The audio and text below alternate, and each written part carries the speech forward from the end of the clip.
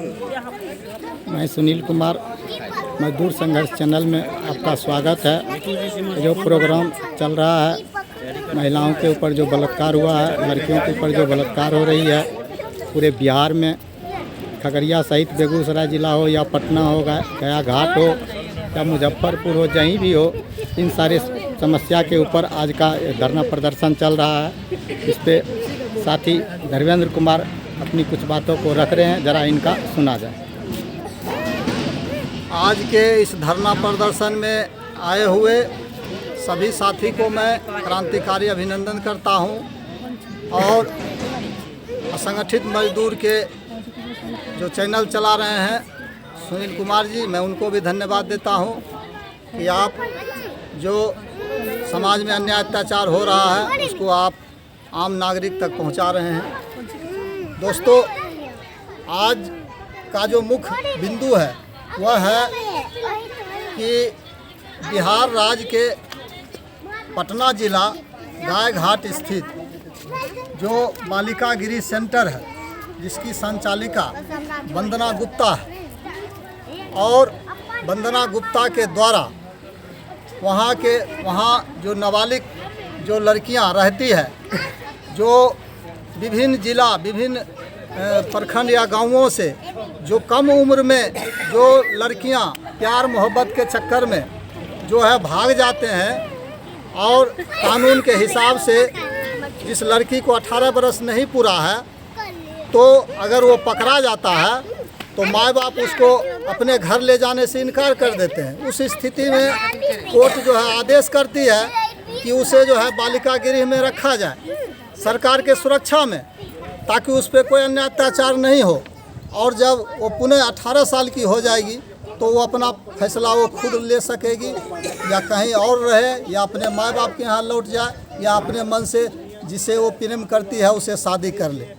लेकिन यहाँ क्या हो रहा है कि उस बालिका गृह में जो है वहाँ पर रहने वाली जो नाबालिग लड़कियाँ हैं खास करके, उसके साथ जो वहाँ के संचालिका है वो अपने जो है पैसा बनाने के लिए, रुपया कमाने के लिए, क्योंकि कानून के हिसाब से कोई भी ज़िला में अगर अनाथालय और कोई भी होम सेंटर चलता है तो उसमें कहा गया है कि कम से कम 50 लाख रुपया को उसको डोनेशन मिलता है। और वो डोनेशन कैसे मिलता है? वो डोनेशन मिलता है जो उस विभाग के जो अफसर हैं, जो मंत्री हैं, मिनिस्टर हैं, उसके पैरवी पर मिलता है। वो पैसा जो संचालन करते हैं उसको मिलता है। और उस पैसा को कमाने के लिए जो है ये क्या करती है संचालिका कि जो है वहाँ के जो अफसर है उसके साथ जो है लड़कियों को भेजता है सेंटर से निकाल के, उसके साथ यौन शोषण होता है। वहाँ के मंत्री मिनिस्टर या जो भी अय्यास लोग हैं, पैसे वाले लोग हैं, उसके पास भेजता है। और जब लड़कियां विरोध करती है तो उसे तरह तरह की यातना दी जाती है। उसको जो है जहां तक मार दिया जाता है। आप लोग ने देखा कि लॉकडाउन से पहले भयंकर मामला उजागर हुआ मुजफ्फरपुर में जो है जांच हुआ, न्यायिक जांच हुआ, उसमें दर्जनों लोग गिरफ्तार हुआ, उसमें जो है सजा हुआ है। उसमें जो है दर्जनों लड़कियों को मार के गाड़ दिया गया था, उसका कंकाल तक मिला। और उसके बाद कई के ज़िला में भी जांच कराया गया। हर जगह हर ज़िला में ये पाया गया कि वहाँ पर लड़कियों के साथ अन्याय अत्याचार हो रहा है। दोस्तों, मैं आप लोग से ये कहना चाहता हूँ कि आप इस बात को गंभीरता से लें, क्योंकि बिहार में जो बिहार ही नहीं पूरे देश में जो बालिका गृह चल रही है उसमें जो है सरकार के द्वारा जो है कहीं से भी उसको सुरक्षा नहीं मिल रही है। इसलिए मैं केंद्र सरकार से, राष्ट्रपति जी से और यहाँ मुख्यमंत्री से यह मांग करता हूँ कि आप जो है इसको न्यायिक जांच कराएं और वंदना गुप्ता जो संचालिका है उस पर FIR दर्ज हो। और वहाँ ही नहीं, बिहार के हर जिला में जो बालिका गृह है उसमें जो लड़कियों के साथ इस तरह की घटना हो रही है उस पर तुरंत अंकुश लगाया जाए।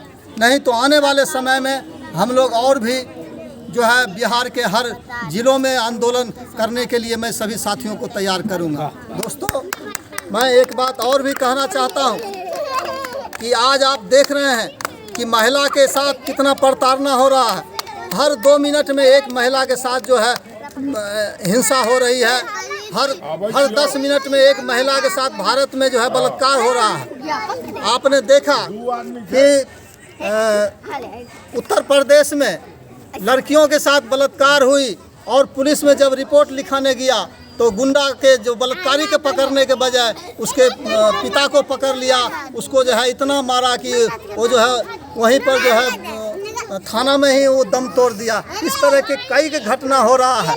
तो आप लोग जब तक जागरूक नहीं होइएगा, खासकर महिला जागरूक नहीं होगा, तब तक यह अन्याय अत्याचार नहीं बंद होगा।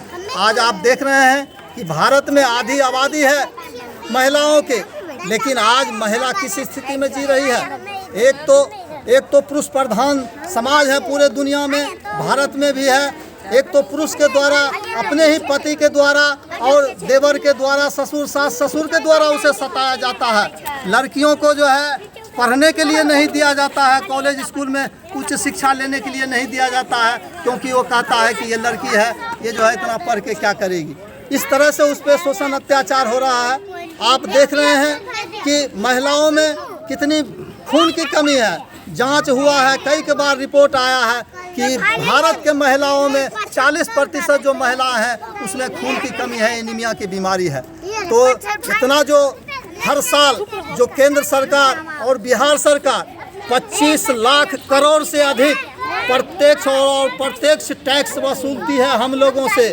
सुबह से शाम तक हम लोग जो भी यूज करते हैं, खाने से लेके पीने तक, और जो भी राशन पानी मोबाइल रिचार्ज जितने भी प्रकार के चीज़ें हम लोग यूज करते हैं उस पर भारी टैक्स देते हैं। और उसी टैक्स के पैसे से जो है हम लोग के जो है कुछ अनुदान भी दिया जाता है। जैसे महिलाओं को जो भी अनुदान की राशि आती है, वो गर्भावस्था में हो या और भी कोई जो है योजना हो, या बालिकी गृह में जो सुविधा मिलता है खाने पीने पढ़ने के लिए, तो पढ़ने तो दिया ही नहीं जाता है।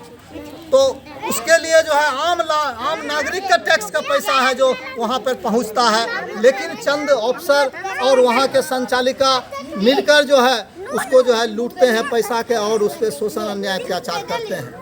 मैं आप लोग को यह जानकारी देना चाहता हूँ कि भारत में जो है लोकतांत्रिक व्यवस्था कायम है। यहाँ पर संवैधानिक रूप से सभी को जीने का बराबर के अधिकार है, सभी को मान सम्मान से जीने का अधिकार है। लेकिन महिलाओं के ऊपर जो इतना अत्याचार हो रहा है, ये सबसे दुख की बात है। दोस्तों, आज आप देख रहे हैं कि हिंदुस्तान में, हल्ला नहीं करो, हिंदुस्तान में आज 20 करोड़ लोग जो है भूखे सोने पर मजबूर है। क्यों? आज हिंदुस्तान में इतना अनाज होता है कि यहाँ पर जो है यहाँ सालों भर खाकर वो बच जाता है, उसे जो है गोदाम में सड़ने के लिए छोड़ देता है, और जब वो खराब हो जाता है तो खराब नहीं भी होता है तो बड़े बड़े पूंजीपतियों को उसको कौड़ी के दाम में बेच दिया जाता